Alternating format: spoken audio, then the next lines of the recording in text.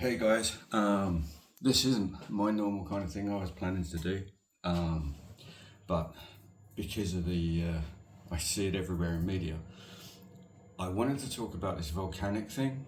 Well, actually, the fog and the volcanic thing. I have a theory of what's happened. I'm not 100% sure. It's just my theory, but this relates to what I saw at the beginning of the year during 2024. So in February, and again, I think it was March, April, I noticed a lot of plants were dying. They were burnt, looked like they were melting, they were black, it looked like black plastic. And it wasn't just one species, it was like everything, including nettles, which are pretty hardy weeds in the UK, if you don't come from the UK. And I found out that on both occasions, one was mediated by Sky News warning people not to go out. But nobody knew about this that I spoke to, and I spoke to quite a few people. So overnight, it looks like sulfur dioxide. I think it's is it the dioxide? Yeah, it's not the acid. Sulfur dioxide had been blowing over the UK in a massive cloud, came down, and it basically just killed off a lot of plant leaves and stuff like that. It was in the trees. I looked up, I did some research. I looked at photos of sulfur damage to plants, and it was identical. I also found that I had a bit of a sore throat because I was working when that actually happened, and I work outdoors. So this was the first indication that something wasn't quite right. I kind of forgot about it because nothing's happened like that. However, in 2019, the sun became overactive with a certain ray that can cause pericarditis, I think, or the other one, whichever one affects their heart rhythms. And I know there was a lot of people that had issues. I know there was a certain virus going around, I believe, and stuff to do with the virus that supposedly caused the same things. Trying to be careful here. I'm not a medical person or an expert, and I don't know anything about virology other than the tons of stuff I've read.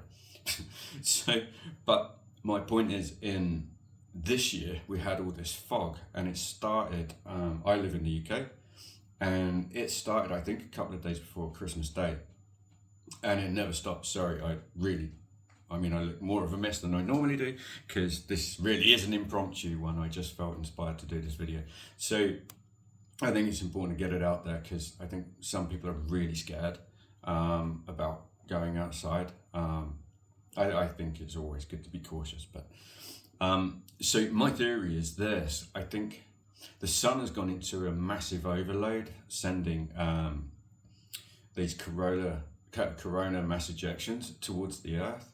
I think this is affecting the Earth's atmosphere. I know we've had a lot of aurora borealis, northern lights across all the way down to like Brazil area, across the UK and other places. We never have them.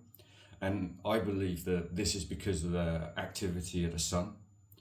I know we were protected, I think it was either Christmas Day or it was New Year's Day, I can't remember which, by the moon that happened to be in front of the Earth. It's unbelievable to imagine a smaller object can be in front and actually protect us that much. However, it hasn't stopped, and according to what I saw last night, there's now a 25% massive hole in the sun that's going to fire off at the Earth. So we're going to see a lot of things happen, I suspect. This has happened in the past in history, where there was lightning, storms that came down, destroyed buildings and caused fires. The reason that I wanted to do this video is because of this fog. My belief is, because it's unusual to have a worldwide fog at the same time, and I don't believe any one agency, as some people mediate. I'm not saying it's not true, can't be done, but I think it's unusual and unlikely that any agency has that much power they can go around the entire planet creating fog. But I think the sun can do it. There is a type of fog that is created by the sun. I think it's called radiation mist or something like that.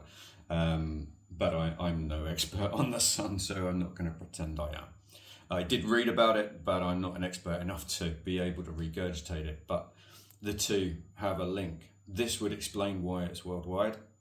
I think that there's been so much volcanic activity worldwide at the same time that all of this stuff is in the air. That's without everything that's being sprayed around the earth. I mean, I feel I can say that because everyone knows it. Even Sky News and other channels have admitted some areas of this sort of thing. So I think that this has actually been hanging around in the atmosphere, and because of the sun's because of what the sun's doing, creating this fog, the ash clouds and the sulfur dioxide clouds have got mixed into the rainwater. And when you have these clouds forming at ground level due to the sun's activity or other environmental activity, this is what we're smelling, this is what we're seeing, and this is why people feel not quite a little bit weird, getting sore throats.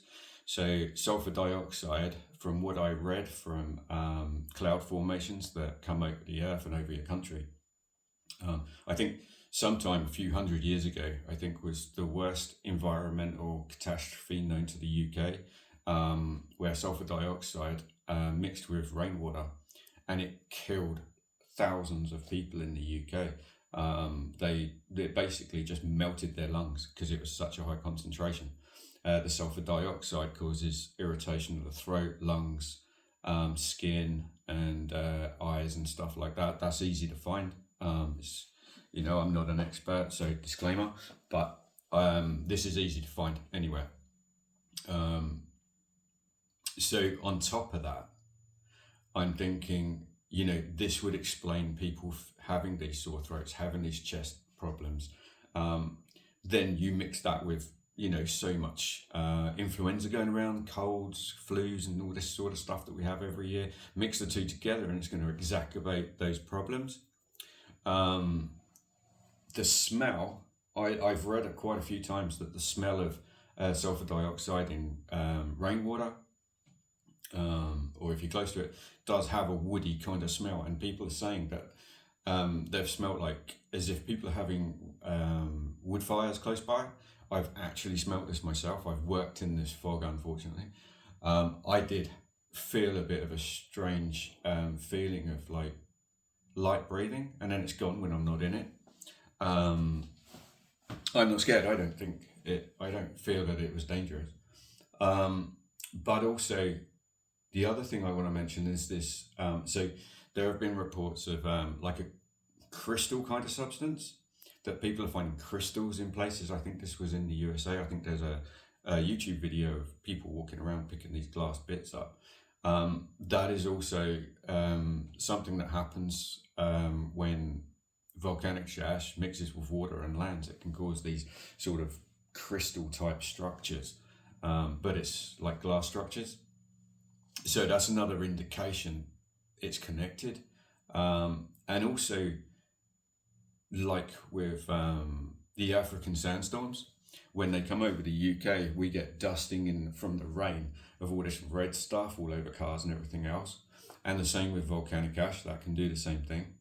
I think that what people are seeing on their cars' windowsills and stuff, one search of volcanic ash or sulfur dioxide mixed with rainwater or water shows you that there's this kind of white creamy substance that can turn a bit solid. Now, I'm not saying it is that, but I'm saying if you add all these things together, there's a lot of plausibility that that is more likely than, I believe, governments going up and creating a fog and then spraying us all. I am assuming that there could be people putting drones up, monitoring the sky, monitoring this fog. Some of the first drones that went up, I noticed there was always fog in the background or around them. So that would actually make sense. Maybe these are drones going up, monitoring it.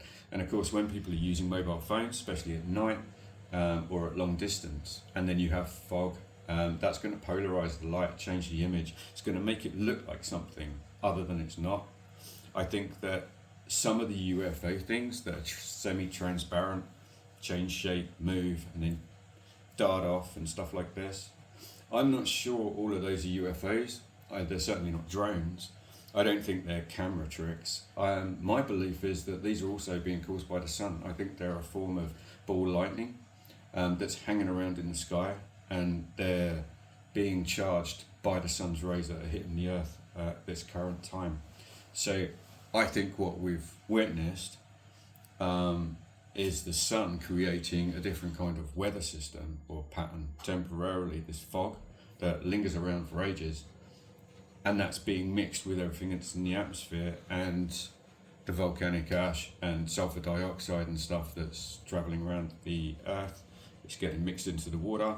Obviously it's then in the fog, and then we're breathing it in and it's falling on our heads. I mean, I've had an itchy head twice when I've been out in this fog.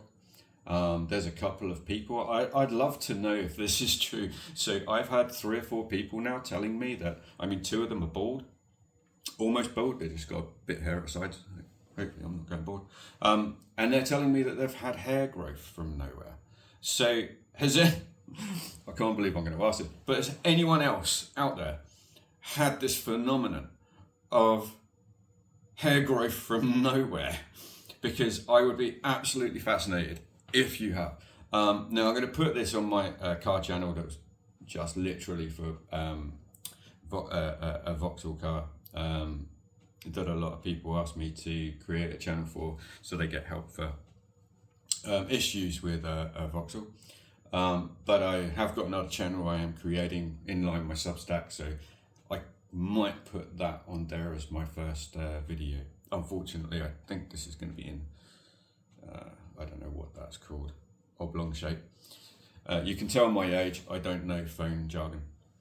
So I don't know if this helps. Please let me know if you think I'm on the right track, or it's all poppycock and it's definitely aliens, or the government's trying to wipe us out using fog.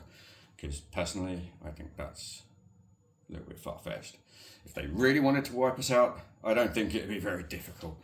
And aliens, again, I don't think it'd be difficult for them. My argument always with aliens attacking the earth and wiping out everyone on the earth, although I don't think any alien species particularly comes here to help us. I think they're benevolent and probably look at us like ants, or like we see ants. So I don't know if they're even interested in the fact we're here.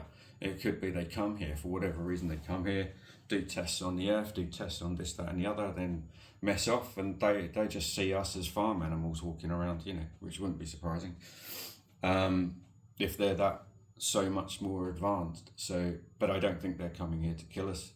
The reason I say that is they appear to have been coming here for thousands of years. I mean, I've been following the UFO subject for probably about 30 years now, and one thing that keeps coming into mind is, if they were going to wipe us all out, why would you wait until we had nuclear weapons? They could have done it when we were throwing spears around, so it just makes no sense. But they also, why take that amount of time, thousands of years, to make an announcement and say, hi, we're here to help you? They could have done it when they first saw us making nuclear weapons, and I don't really understand how they managed to learn English or modern languages and suddenly they can speak to people. So, but it's just my opinion. It's not my overall opinion. I actually believe aliens exist, but they're, can't think of the word, they're give me the word. It's early. Their motivations, they're going to be alien. So if we're coming up with motivations and reasons and how they think from a human brain standpoint, we're going to be wrong. Anyway, I hope you like this video. Tell me what you think. Please hit like, subscribe if you like to. Please at least hit like. I will be coming up with other stuff, but probably not about fog. But thank you for watching. Thank you for listening. And I had to impart this information this morning because I was just like, I've seen yet another video on YouTube and I'm like, no, I don't think that's what's going on. This is what I've seen. This is what I think. Let me know what you think. I'm interested. And my name's Sean. Yeah, I hope to see you again. Cheers. No matter how many mistakes you make or how slow you progress, you are still way ahead of anyone who isn't trying.